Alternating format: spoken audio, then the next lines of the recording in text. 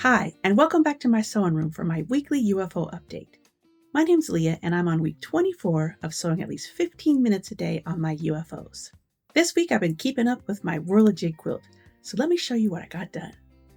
Day 1, I organized the blocks for chain piecing.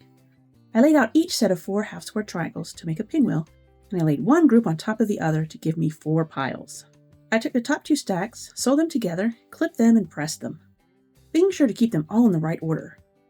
I did spend an extra 5 minutes getting this step finished.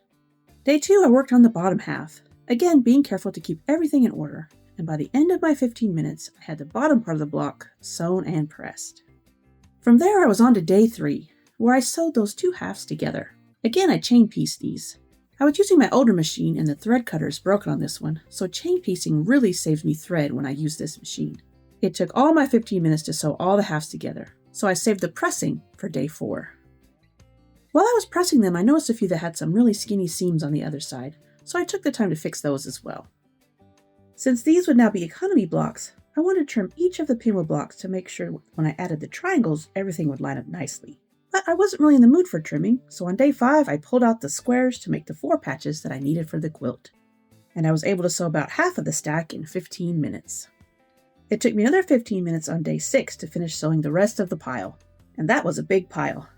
I decided not to clip them apart this time. I was going to keep them in one big chain and take them to the ironing board. So day 7 was spent ironing and clipping them apart.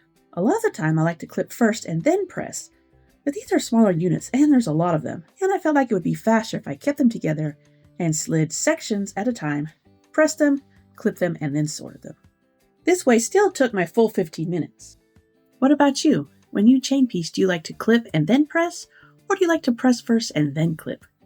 Let me know in the comments below. I love to hear your individual methods. Again, I stacked them as I clipped them.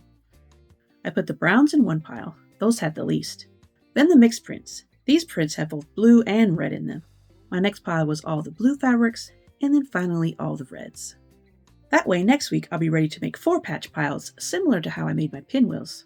These piles will be easier to make though, as I only have to pair 2 main prints instead of 4. So I will most likely start with the biggest pile, which is the mixed prints, and I'll pair them with the others till they are all gone, and then I'll pair up what's left. Overall, I'd say it's been a great UFO sewing week, even with sticking to just 15 minutes a day. Since I've been busy building units, it doesn't look like much visually yet, but once I finish all these units, things will start to build quickly.